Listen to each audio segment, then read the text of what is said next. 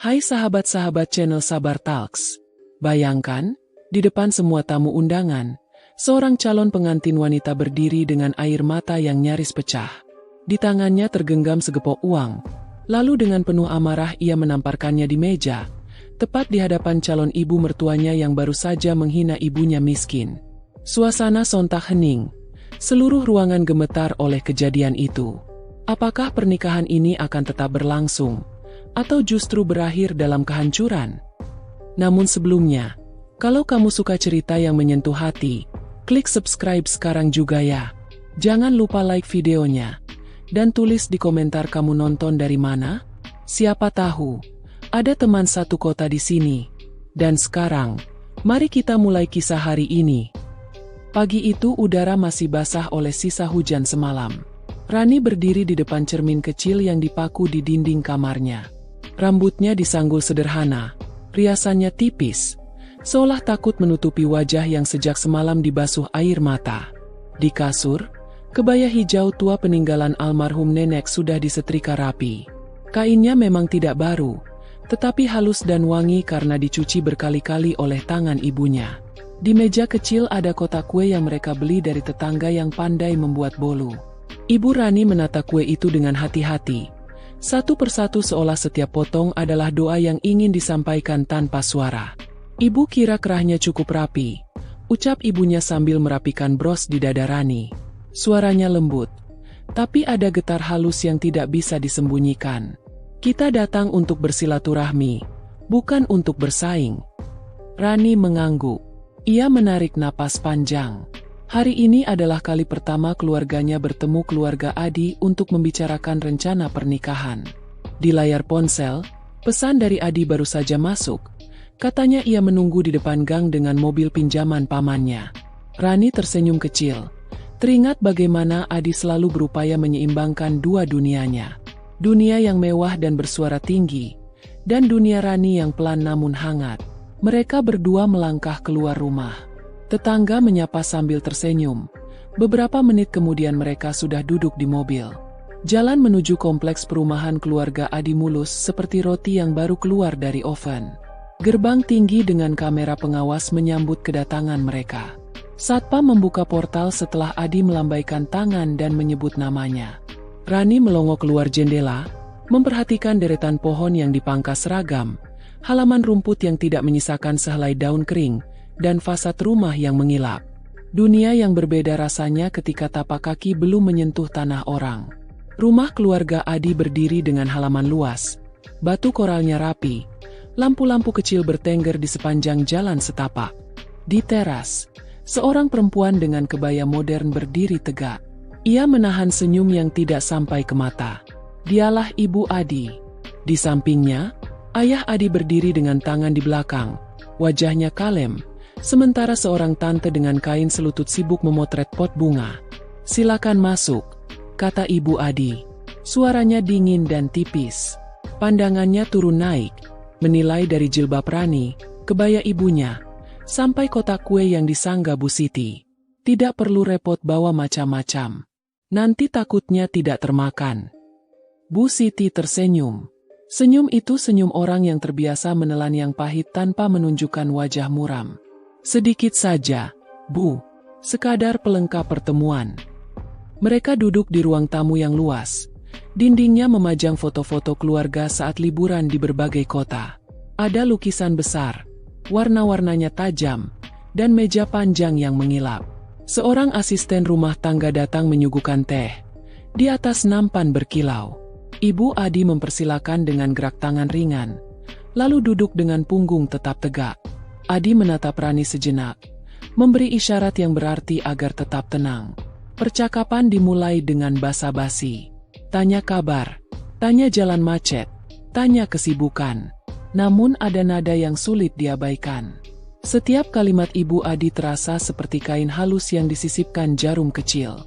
Ia memuji Rani karena sederhana, lalu menyelipkan catatan bahwa adat keluarga mereka biasanya menuntut acara yang terencana dan berkelas. Ia mengacungkan jempol pada kerja keras Bu Siti, lalu menambahkan bahwa dalam pernikahan, ada hal-hal yang sebaiknya tidak terlihat terlalu sederhana di mata tamu. "Bukan maksud saya neko-neko," ucap Ibu Adi sambil mengaduk teh yang sudah manis. Tamu kami biasanya memiliki ekspektasi. Keluarga besar suami saya cukup dikenal. Jadi kalau acara terlampau biasa, nanti bahan pembicaraan orang jadi kemana-mana. Kita harus menjaga wibawa. Rani menatap gelasnya. Busa kecil di permukaan teh pecah pelan dan menghilang. Kata wibawa berputar di kepala. Seolah konsep itu hanya bisa dibangun oleh kain mahal dan dekorasi yang menelan angka besar. Bu Siti masih tersenyum, tetapi jemarinya menggenggam ujung syal. Ia menunduk, hormat, lalu berkata pelan bahwa mereka akan berusaha mengikuti saran semampunya. Ayah Adi mencoba menetralkan suasana. Ia bertanya tentang dagangan Bu Siti, menanyakan dari mana bolu itu dibeli, memuji legitnya aroma kue. Nada suaranya ramah, tidak menggurui, dan Rani merasa sedikit lega. Adi mengambil satu potong bolu, mendekatkannya ke bibir Rani, seperti mengajak untuk makan agar ia tidak terlalu tegang. Rani menolak halus dan memilih meminum teh. Dalam helaan napas, ia mencium bau kayu manis bercampur sabun lantai yang wangi. Tante yang sejak tadi memotret pot bunga, mendekat dengan langkah cepat. Kebaya kamu cantik, Rin, ucapnya. Vintage begitu. Unik. Sekarang jarang ada yang berani pakai model lama. Yang penting percaya diri. Nanti kalau sudah sah, baju-bajumu bisa kita upgrade, supaya sesuai dengan lingkungan. Rani mengangguk. Di telinganya, kata upgrade seperti perintah diam yang menyiratkan bahwa dirinya, apa adanya, belum cukup. Di mata tante itu, kebaya warisan bukan pelukan kenangan, melainkan hanya barang yang sudah waktunya diganti. Perbincangan berlanjut ke jadwal. Ibu Adi membuka buku catatan tipis. Di halaman yang wangi, sudah tercantum daftar vendor, daftar hotel, dan estimasi biaya. Ia menyebut nama perias, fotografer, dekorasi, semuanya berkelas menurut ukurannya. Ia menekankan bahwa mereka terbiasa dengan standar tertentu. Suara itu tenang, tidak meninggi, tetapi beratnya terasa sampai ke tulang. Seakan-akan seluruh biaya tidak lagi sekadar soal uang, melainkan tiket masuk ke lingkaran yang harus ditaklukkan. Kami tentu tidak memaksakan, katanya. Namun keluarga kami akan menanggung sebagian besar, asalkan seluruh konsep mengikuti rancangan yang sudah biasa kami pakai. Ini agar garis besar acara tertata. Tamu penting kami pun nyaman. Ada jeda panjang setelah kalimat itu. Adi memandang ibunya, ingin bersuara, tetapi bibirnya tinggal bergerak tanpa bunyi. Rani menoleh pada ibunya. Di mata Bu Siti ada ketegangan yang tidak pernah Rani lihat saat ibunya menghadapi pelanggan paling cerewet sekalipun. Tangan Bu Siti menyentuh ujung rok, lalu menertibkan lipatan yang sebenarnya sudah rapi. Insya Allah, kami berusaha, ucap Bu Siti. Suaranya tetap lembut. Kami tidak ingin merepotkan pihak manapun. Ibu Adi tersenyum. Senyum itu tampak seperti garis halus yang dilukis dengan penggaris. Bukan merepotkan, hanya menyesuaikan, agar terlihat pantas. Kata pantas menggema. Rani merasakannya jatuh di antara gelas dan piring, lalu memantul dari dinding yang dingin. Ia menelan ludah. Di dadanya, sesuatu bergerak perlahan, seperti benih yang mulai pecah kulitnya. Di sela percakapan, Rani izin ke dapur untuk mencuci tangan. Seorang asisten menunjukkan arah. Dapur itu luas. Meja marmer memantulkan cahaya lampu. Saat Rani mengeringkan tangan dengan tisu, ia mendengar bisik-bisik dari pintu yang masih terbuka. Suara tante tadi, lirih namun jelas. Kebayanya usang, tapi memang anaknya cantik. Untung Adi mau. Bisa menaikkan derajat. Rani diam. Tisu di tangannya terasa kasar. Ia menutup mata sejenak, menstabilkan napas, lalu kembali ke ruang tamu dengan langkah yang diukur. Ibu Adi menyambutnya dengan tatapan yang tidak berubah. Adi berdiri, mempersilakan Rani duduk di sampingnya. Di meja, buku catatan sudah berganti halaman. Ibu Adi kini berbicara soal mahar dan seserahan. Ia menyebut daftar barang, menyelipkan keterangan bahwa semua harus layak untuk difoto dan layak untuk dibagikan. Layak untuk dilihat orang. Rani, Mama hanya ingin yang terbaik, kata Ibu Adi. Ini bukan tentang pamer. Ini tentang menjaga nama baik keluarga. Rani mengangguk. Bibirnya tertutup rapat. Nama baik keluarga bagi ibunya berarti tidak menyinggung tetangga, tidak menunda utang, tidak berbohong pada pelanggan. Nama baik keluarga bagi Ibu Adi berarti daftar harga dan standar gambar. Dua definisi berjalan berlawanan di kepala Rani. Keduanya sama-sama ingin tampak baik, tetapi jalannya tidak sama. Bu Siti mencondongkan badan sedikit. Kalau ada yang bisa kami bawa dari rumah, kami siapkan. Tidak banyak, tetapi semampunya. Tidak perlu memaksakan, balas Ibu Adi. Daripada memalukan, lebih baik serahkan pada kami. Kalimat itu mendarat pelan di atas meja marmer. Tidak ada suara keras. Tidak ada gelas yang pecah. Hanya sunyi yang memanjang.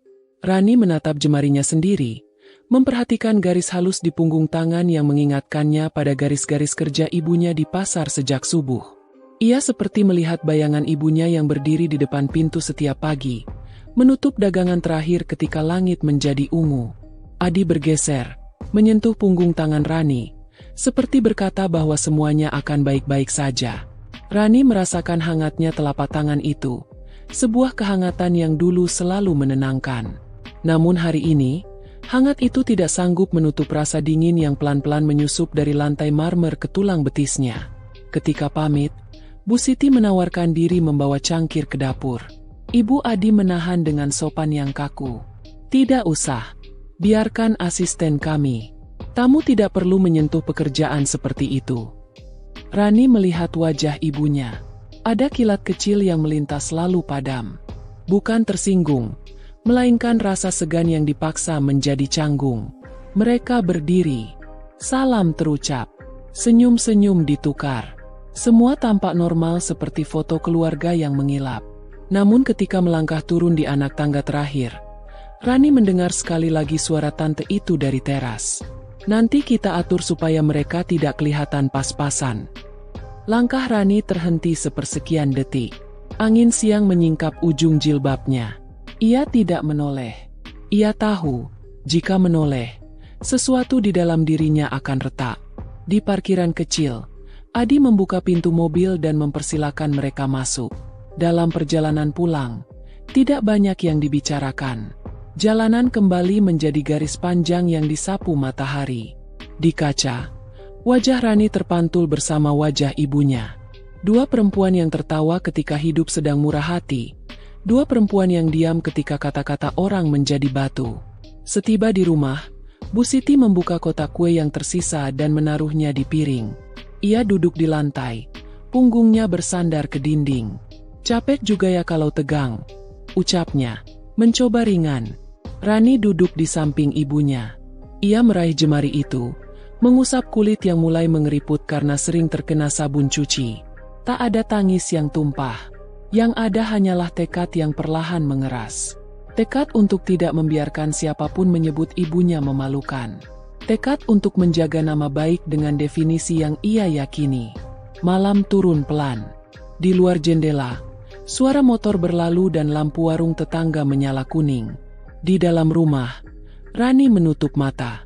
Ia mengingat kalimat yang disimpan Ibu Adi di balik senyum. Kalimat yang menilai. Kalimat yang mengukur kepantasan orang. Kata-kata itu menempel di dadanya seperti sisa minyak di piring. Sulit dihapus meski digosok berulang.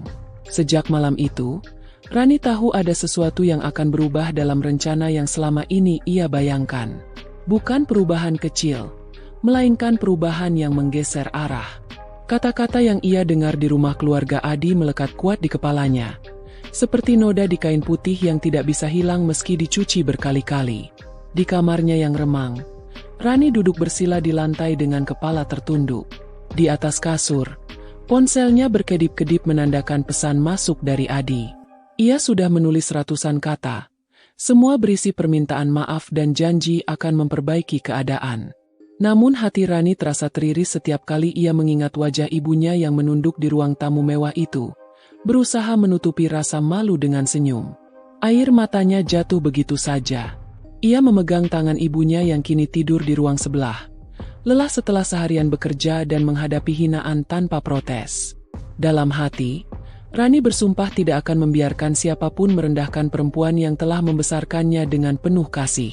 Keesokan paginya, Bu Siti menyeduh teh di dapur kecil mereka. Wangi daun teh bercampur gula merah menguar, menenangkan. "Nak, jangan dipikirkan terlalu dalam. Ibu mereka begitu karena belum mengenal kita. Nanti kalau sudah sering bertemu, mungkin bisa berubah," ucapnya sambil tersenyum. Namun di balik senyum itu, ada kerut halus di dahi yang tak bisa menipu Rani. "Ibu tidak pantas dihina begitu," kata Rani dengan suara serak. "Aku tidak terima, Bu." Bu Siti menepuk tangan anaknya. "Kalau kamu bahagia, ibu juga bahagia. Tidak perlu membalas hinaan dengan kebencian. Rezeki kita memang begini adanya, tapi kita tidak pernah mencuri. Itu sudah cukup." Rani terdiam. Kalimat itu indah, tapi luka yang ia rasakan tetap menyala, seperti bara kecil yang sewaktu-waktu bisa membakar habis. Hari-hari berikutnya terasa berat. Adi sering datang, membawa buah tangan, berusaha mencairkan suasana. Ia duduk di ruang tamu rumah sederhana itu, berbicara dengan Bu Siti yang tetap ramah. Namun setiap kali mata Rani dan Adi bertemu, ada jarak yang tak bisa dijembatani. Adi meminta Rani untuk bersabar, meyakinkan bahwa cintanya tulus, tapi Rani hanya bisa diam. Suatu sore, mereka duduk berdua di taman kecil dekat rumah. Suara anak-anak bermain bola di lapangan mengisi udara. Adi menatap Rani penuh harap. "Rani, tolong percaya sama aku. Aku janji, aku akan lindungi kamu dan ibumu. Mama memang keras, tapi dia akan berubah seiring waktu." Rani menoleh, menatap wajah Adi dengan mata yang berkaca-kaca. "Bagaimana aku bisa percaya, Di? Mama kamu sudah 2 kali merendahkan ibuku di depan orang banyak. Kau pikir aku bisa menikah sambil menelan malu setiap hari? Aku takut, Di. Aku takut pernikahan kita hanya akan menjadi beban buat ibuku." Adi menggenggam tangan Rani erat-erat. "Aku akan bicara lagi sama Mama. Aku akan yakinkan dia. Aku mohon jangan tinggalkan aku." Namun, di lubuk hati terdalam, Rani tahu ini bukan sekadar soal cinta. Ini soal harga diri, soal luka yang sudah membekas dan mungkin tidak akan hilang. Beberapa hari kemudian, Ibu Adi datang lagi, kali ini dengan alasan membicarakan persiapan lamaran resmi. Di ruang tamu kecil rumah Rani, suasana menjadi tegang. Ibu Adi duduk dengan wajah dingin, matanya menyapu seisi ruangan yang sederhana. "Begini saja, supaya tidak merepotkan keluarga kalian, semua biaya pesta akan kami tanggung. Tapi syaratnya, semua harus sesuai standar keluarga kami. Mulai dari undangan, dekorasi, hingga perias pengantin," katanya dengan nada yang terdengar sopan tapi penuh tekanan. Bu Siti menunduk, hanya mengangguk. Namun Rani yang duduk di sampingnya mengepalkan tangan. Ia ingin menjawab, tapi lidahnya keluh. Ia tahu, ibunya tidak ingin membuat keributan. Malam itu, Rani menangis lagi di kamarnya. Ia merasa terjebak. Di satu sisi, ia mencintai Adi dengan tulus. Di sisi lain, hatinya hancur karena ibunya dianggap rendah. Luka itu menempel semakin dalam, membuat setiap senyum yang ia coba bangun runtuh begitu saja. Hari-hari berlalu. Undangan mulai dicetak, tanggal lamaran sudah ditetapkan. Namun semakin dekat ke hari itu, dada Rani semakin sesak. Ia merasa seperti berjalan menuju pelaminan dengan kaki yang dirantai. Bukan rantai cinta, melainkan rantai penghinaan yang menjerat harga diri keluarganya. Pada malam sebelum lamaran, Rani duduk di kamar dengan segepok uang tabungan di tangannya. Uang hasil kerja kerasnya bertahun-tahun sebagai karyawan di sebuah butik kecil. Ia menatap lembaran itu lama sekali. Uang itu bukan sekadar kertas, tapi bukti bahwa ia bisa berdiri di atas kakinya sendiri. Bukti bahwa meski sederhana, ia mampu menjaga dirinya dan ibunya tanpa harus dihinakan. "Bu, kalau besok mereka kembali menghina kita, aku tidak akan diam lagi," bisiknya pada ibunya yang sedang menyiapkan kain kebaya untuk dipakai besok. Bu Siti hanya menoleh, menatap anaknya dengan mata berkaca-kaca. "Jangan keras kepala, Nak, kita datang dengan niat baik. Jangan biarkan amarah merusak segalanya. Namun hati Rani sudah bulat. Ia tidak akan membiarkan ibunya diinjak lagi. Ia tidak tahu apa yang akan terjadi besok, tapi ia siap menghadapi apapun. Malam itu, ia tidur dengan mata tetap basah, sementara di luar jendela, langit kelam tanpa bintang. Hanya ada bulan pucat yang seakan menjadi saksi bisu dari luka yang kini membakar hatinya. Dan keesokan paginya, hari yang ditunggu pun tiba. Hari lamaran resmi yang seharusnya menjadi awal bahagia. Namun bagi Rani, hari ini terasa seperti ujian terakhir sebelum segalanya runtuh. Sejak subuh, rumah kecil mereka sudah dipenuhi aroma masakan sederhana. Bu Siti bangun lebih awal, menanak nasi kuning dan menyiapkan lauk seadanya. Tetangga dekat membantu. Ada yang memotong cabai, ada yang merapikan piring. Semua tampak riuh, seolah hari itu adalah hari pesta besar. Tetapi di balik riuhan itu, hati Rani terus dihantui perasaan tidak tenang. Ia mengenakan kebaya biru muda, rambutnya disanggul sederhana, wajahnya dirias oleh teman dekatnya. Cantik, namun matanya sembab.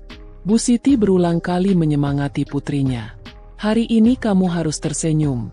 Nak, jangan tunjukkan resahmu di depan orang. Sekitar pukul 10 pagi, iring-iringan mobil keluarga Adi masuk ke gang rumah. Anak-anak kecil berlarian menyaksikan deretan mobil yang berhenti di depan rumah sederhana itu. Keluarga besar Adi turun dengan pakaian seragam, tampak gagah dan rapi.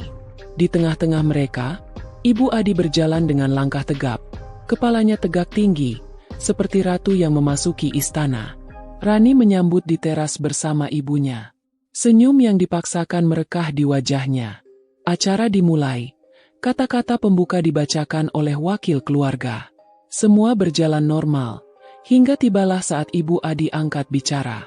Ia duduk di kursi tamu, memegang mikrofon dengan suara lantang. Kami datang dengan niat baik. Namun izinkan saya bicara apa adanya. Pernikahan ini bukan sekadar penyatuan dua anak muda. Ini penyatuan dua keluarga dengan martabat yang berbeda. Maka saya berharap keluarga Rani bisa menyesuaikan diri. Jangan sampai pernikahan anak saya jadi bahan omongan hanya karena pihak perempuan terlalu sederhana. Ruangan mendadak hening. Semua mata tertuju pada Rani dan ibunya. Bu Siti tersenyum kaku, mencoba menutupi rasa malu. Insya Allah, kami akan berusaha sebaik mungkin, Bu. Namun Ibu Adi tidak berhenti. Ia melanjutkan dengan nada semakin menusuk. Saya jujur saja, waktu pertama kali melihat keluarga ini, saya sempat ragu. Tapi karena Adi keras kepala, kami terpaksa mengalah. Tapi tetap saja, saya tidak bisa terima kalau pesta nanti terlihat murah. Nama baik keluarga kami dipertaruhkan. Bisik-bisik mulai terdengar di antara tamu. Ada yang terkejut, ada yang saling pandang. Rani menunduk. Air matanya jatuh tanpa bisa ditahan. Tangannya menggenggam erat kain kebayanya. Semua kata yang ia tahan sejak pertemuan pertama kini berputar kembali, menyesakkan dada. Adi yang duduk di samping ibunya mencoba menghentikan. Mama, cukup. Jangan bicara begitu di depan semua orang. Namun Ibu Adi menepis. Kamu diam, Di. Kamu tidak mengerti. Mama hanya ingin yang terbaik. Dan di saat itulah, Rani tak sanggup lagi menahan. Ia berdiri, langkahnya gemetar, lalu mengambil tas kecil di samping kursi. Dari dalamnya ia mengeluarkan segepok uang yang ia kumpulkan bertahun-tahun dari hasil kerjanya. Lembaran 100.000 yang sudah disusun rapi. Dengan mata berkaca-kaca, ia menaruh uang itu di meja. Suara tamparan kertas itu terdengar jelas. Semua orang terkejut. Ini, suara Rani bergetar, namun penuh keberanian. Ini hasil kerja keras saya, bukan belas kasihan siapapun. Jangan pernah hina ibu saya dengan kata miskin. Beliau jauh lebih kaya hati daripada siapapun yang hanya menilai orang dari harta. Ruangan terdiam membeku. Semua orang menatap Rani. Ada yang terperangah, ada yang kagum, ada pula yang menahan napas. Bu Siti berdiri dengan wajah pucat, berusaha menarik tangan putrinya agar duduk kembali. Namun Rani tetap tegak berdiri. Ibu Adi merah padam. Kurang ajar. Kamu berani melawan calon mertuamu dengan cara begini? Uang segitu apa artinya dibandingkan dengan harta keluarga kami? Rani menatap tajam. Uang segini adalah bukti bahwa kami tidak pernah meminta-minta. Kami hidup dengan keringat sendiri. Dan bagi saya, harga diri ibu saya tidak bisa ditukar dengan seluruh kekayaan yang kalian miliki. Adi terdiam.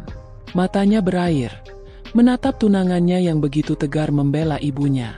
Ia ingin meraih tangan Rani, tapi tubuhnya seakan membeku. Tamu-tamu mulai berbisik semakin keras. Beberapa saudara Adi mencoba menenangkan ibunya, namun suasana sudah terlanjur panas. Bu Siti menangis, menutupi wajahnya dengan jilbab. Ia berbisik lirih. "Nak, sudahlah." Namun Rani menggeleng. "Tidak, Bu. Cukup sekali kita diinjak. Tidak boleh lagi." Ketegangan itu menggantung di udara. Waktu seakan berhenti. Tidak ada musik, tidak ada tawa, hanya suara napas yang terdengar jelas. Semua orang menunggu. Apakah lamaran ini akan terus berjalan atau berakhir di tempat? Dan disinilah titik balik itu dimulai. Dalam diam, sesuatu yang rapuh dalam diri Rani akhirnya pecah. Menjelma menjadi keberanian yang tak lagi bisa dibendung. Ia berdiri tegak, meski air matanya terus mengalir. Suasana ruang tamu yang penuh tamu keluarga besar Adi berubah mencekam. Semua orang menatap, menunggu keputusan berikutnya. Adi mencoba berdiri, ingin menenangkan suasana, tetapi langkah Rani lebih cepat. Ia menatap lurus ke arah calon mertuanya. Sorot matanya tajam, bukan lagi gadis pemalu yang selalu mengalah. "Saya mencintai Adi, tapi cinta itu tidak bisa menutup mata saya pada kenyataan. Sejak awal, saya dan ibu saya dihina hanya karena kami tidak sekaya keluarga kalian. Hari ini saya sadar, pernikahan yang akan saya jalani bukanlah jalan menuju kebahagiaan, tapi jalan menuju penghinaan berkepanjangan. Maka, dengan ini saya nyatakan, pernikahan ini batal." Semua orang terperangah. Kalimat itu bergema, seperti petir yang menyambar di siang bolong. Bu Siti tersentak, tubuhnya bergetar. "Nak, jangan," bisiknya, berusaha menghentikan putrinya. Tapi Rani menggeleng, menggenggam tangan ibunya erat. "Maafkan aku, Bu. Aku tidak sanggup melihat ibu terus dipermalukan. Aku memilih ibu, bukan pernikahan ini." Ibu Adi berdiri dengan wajah merah padam.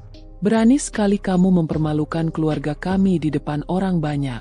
Kamu pikir dengan uang receh itu kamu bisa menandingi martabat kami?" Suaranya meninggi, penuh amarah. Namun Rani tidak gentar. "Martabat bukan diukur dari harta, Bu. Martabat diukur dari bagaimana kita menghargai orang lain. Dan hari ini, ibu sudah membuktikan bahwa kekayaan tidak membuat hati menjadi lebih mulia." Ruangan kembali hening. Beberapa tamu dari pihak Adi menunduk, tak berani menatap. Ada yang mulai berbisik-bisik. Sebagian besar tak menyangka seorang gadis sederhana seperti Rani bisa seberani itu. Adi menatap Rani dengan mata berkaca-kaca. "Rani, jangan lakukan ini. Aku mencintaimu. Jangan batalkan pernikahan kita hanya karena Mama. Aku janji akan melindungimu. Aku akan berdiri di sisimu." Rani menoleh ke arah Adi. Suaranya bergetar namun tegas. "Aku tahu kau mencintaiku, Di. Tapi jika cinta berarti aku harus membiarkan ibuku terus diinjak, maka itu bukan cinta yang layak kupertahankan. Aku ingin hidup dengan harga diri, bukan dengan rasa malu." Air mata jatuh dari mata Adi. Ia mencoba mendekati Rani, namun langkahnya terhenti ketika ibunya menepuk meja keras-keras. "Cukup. Kalau kau tetap ingin bersama gadis ini, lupakan bahwa kau anak kami. Jangan harap mendapat restu keluarga." Suara itu menggema di ruangan. Adi membeku, hatinya tercabik di antara cinta dan kewajiban sebagai anak. Ia memandang Rani, lalu memandang ibunya. Kedua dunia itu tak lagi bisa disatukan. Rani menarik napas panjang, lalu menunduk hormat ke arah semua tamu. "Saya mohon maaf jika kata-kata saya menyakiti. Tapi keputusan saya sudah bulat. Tidak ada pernikahan ini. Kami mundur." Bu Siti yang sejak tadi menahan tangis akhirnya pecah. Ia memeluk anaknya erat, seolah tak ingin melepaskan. "Nak, apa kamu yakin?" Suaranya bergetar. Rani mengangguk pelan. "Lebih baik begini, Bu, daripada kita hidup dalam hinaan setiap hari." Tamu-tamu mulai berdiri. Suasana kacau. Ada yang mencoba menenangkan keluarga Adi. Ada yang mendekati Rani untuk memberi dukungan. Beberapa saudara Adi bahkan berbisik, mengakui dalam hati bahwa keberanian Rani patut dihargai. Adi akhirnya jatuh terduduk di kursi. Kepalanya tertunduk, bahunya bergetar. Ia tahu, ia baru saja kehilangan perempuan yang paling ia cintai. Tapi di balik itu, ia juga sadar bahwa ibunya tidak akan pernah berubah. Ibu Adi melangkah pergi dengan wajah angkuh, seolah tak peduli pada kegaduhan yang ditinggalkannya. Bagi dirinya, gengsi lebih penting daripada cinta anaknya. Rani menggandeng tangan ibunya, keluar dari rumah dengan kepala tegak. Di luar, udara panas siang menyambut. Namun di dada Rani ada perasaan lega yang sulit dijelaskan. Ia memang kehilangan seorang kekasih, tapi ia memenangkan sesuatu yang jauh lebih besar, harga diri ibunya. Di sepanjang jalan, orang-orang masih berbisik-bisik, membicarakan kejadian tadi. Ada yang kagum, ada yang mencibir. Namun Rani tidak peduli. Ia tahu, keputusannya mungkin akan menuai banyak komentar. Tapi ia yakin itu adalah jalan yang benar. Sesampainya di rumah, Bu Siti duduk lemas di kursi kayu. "Nak, ibu takut kamu menyesal nanti. Adi anak baik, meski ibunya keras. Apa kamu tidak sayang padanya?" Rani menggenggam tangan ibunya. "Aku sayang, Bu, sangat sayang. Tapi aku lebih sayang pada ibu.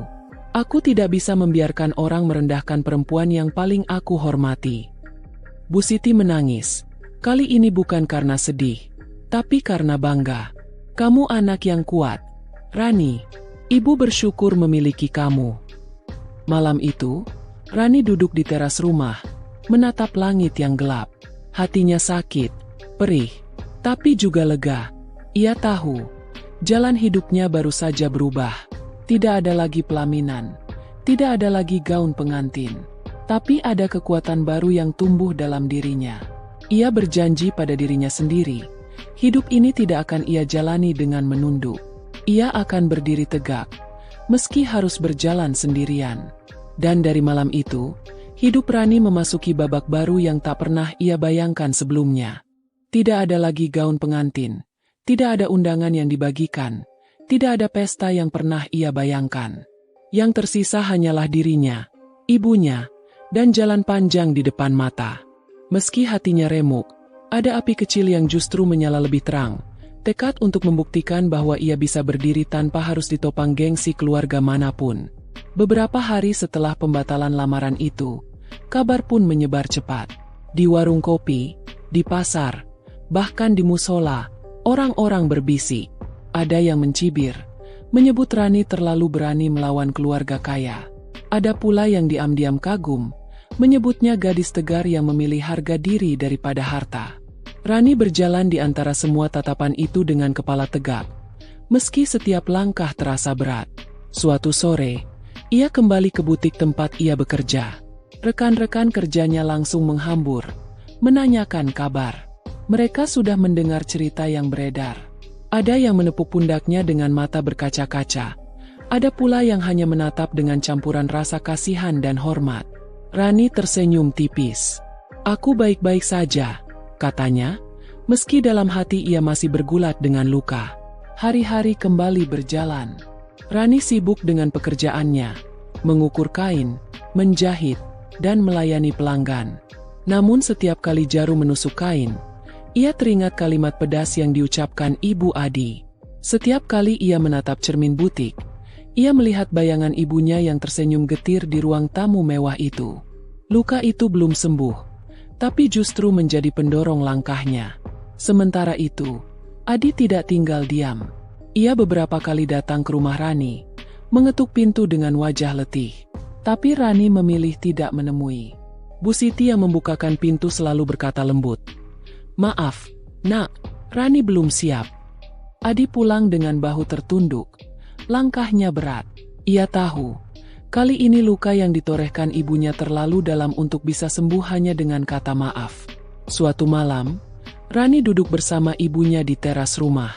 Angin berembus pelan, membawa aroma tanah basah. Bu Siti menatap anaknya, lalu berkata, "Nak, hidup memang penuh cobaan. Kadang kita kehilangan sesuatu yang kita cintai, tapi Allah menggantinya dengan sesuatu yang lebih indah. Jangan pernah merasa kalah. Ibu bangga padamu." Rani menunduk, menggenggam tangan ibunya erat. "Aku takut, Bu. Takut menua sendirian. Takut gagal membahagiakan ibu." Bu Siti menggeleng. Kebahagiaan ibu bukan dari pesta besar atau menantu kaya. Kebahagiaan ibu ada saat melihat anak ibu bisa berdiri tegak, tidak membiarkan dirinya diinjak. Kalimat itu menancap dalam hati Rani. Malam itu ia berjanji pada dirinya sendiri, ia akan bekerja lebih keras, ia akan bangkit, ia akan membuktikan bahwa ia bisa membuat ibunya tersenyum bangga tanpa harus menggadaikan harga diri. Waktu berjalan, satu demi satu pintu rezeki mulai terbuka. Rani yang pandai menjahit mulai menerima pesanan gaun pesta dari tetangga. Kabar keahliannya menyebar. Butik tempatnya bekerja bahkan memberi kepercayaan lebih padanya. Lambat laun, ia bisa menabung lagi. Uang demi uang ia sisihkan, bukan untuk pesta, tapi untuk masa depan yang ia bangun bersama ibunya. Sementara itu, kabar tentang keluarga Adi juga berhembus. Ada yang bilang Adi sering murung, ada yang mengatakan ia mulai jarang terlihat bersama ibunya. Namun Rani memilih untuk tidak mencari tahu lebih jauh. Ia sudah memilih jalannya, dan jalan itu tidak lagi bersinggungan dengan keluarga yang pernah merendahkannya. Suatu hari, ketika Rani mengantarkan pesanan gaun ke rumah pelanggan, seorang ibu-ibu berbisik padanya, "Nak, aku salut denganmu. Tidak semua perempuan bisa setegar kamu. Kamu menolak harta demi membela ibumu. Percayalah, anak yang membela ibunya akan selalu dilindungi Tuhan." Rani tersenyum. Air matanya menetes diam-diam. Kata-kata itu terasa seperti obat penenang yang menyembuhkan luka di dadanya. Bulan demi bulan berlalu. Rani mulai membuka jasa menjahit di rumah. Bu Siti membantunya menata kain, menyiapkan teh untuk pelanggan, bahkan kadang ikut menjahit sederhana. Rumah kecil mereka yang dulu sepi kini ramai dengan suara mesin jahit dan tawa perempuan yang mencoba gaun. Di tengah kesibukan itu, Rani merasa sesuatu berubah dalam dirinya. Ia bukan lagi gadis yang menunggu diselamatkan oleh pernikahan. Ia kini perempuan yang menyelamatkan dirinya sendiri. Malam-malam, ketika ia duduk di depan mesin jahit, ia sering teringat pada hari lamaran yang berakhir ricu itu. Bukan dengan penyesalan, tapi dengan rasa lega. Karena jika hari itu ia memilih diam, mungkin kini ia hanya menjadi menantu yang setiap hari menelan hinaan. Tapi karena ia berani melawan, hari ini ia bisa bernapas dengan dada tegak. Suatu sore, Adi kembali datang. Namun kali ini, bukan dengan wajah memohon, melainkan dengan mata yang penuh kesedihan. Ia berdiri di depan rumah, menatap Rani lama sekali. "Aku kalah, Rani. Aku tidak bisa melawan ibuku. Aku hanya ingin bilang, aku menyesal. Tapi aku mengerti kenapa kamu pergi. Kamu benar." Rani menatapnya dalam diam. Hatinya bergetar. Kenangan manis bersama Adi kembali berputar. Namun ia hanya bisa berkata pelan, "Terima kasih, Di. Jagalah dirimu. Tapi jalanku bukan lagi denganmu." Adi tersenyum pahit, lalu pergi. Punggungnya semakin menjauh, menyisakan bayangan terakhir yang kemudian lenyap di tikungan. Rani menutup pintu. Air matanya jatuh lagi. Tapi kali ini bukan air mata kelemahan, melainkan air mata perpisahan yang ia terima dengan lapang. Malam itu, Bu Siti memeluk anaknya. "Nak, kamu sudah melalui banyak hal. Ibu yakin, masa depanmu akan indah. Jangan takut berjalan sendirian, karena Tuhan selalu menyertaimu." Dan untuk pertama kalinya setelah sekian lama, Rani tersenyum lebar. Ia tahu hidupnya tidak akan mudah. Tapi ia juga tahu, ia sudah menemukan kekuatan yang sesungguhnya. keberanian untuk memilih harga diri di atas segalanya. Sejak hari itu, langkahnya menjadi lebih mantap. Ia menatap masa depan dengan keyakinan baru. Bukan lagi sebagai gadis yang diselamatkan cinta, tapi sebagai perempuan yang berdiri di atas kakinya sendiri.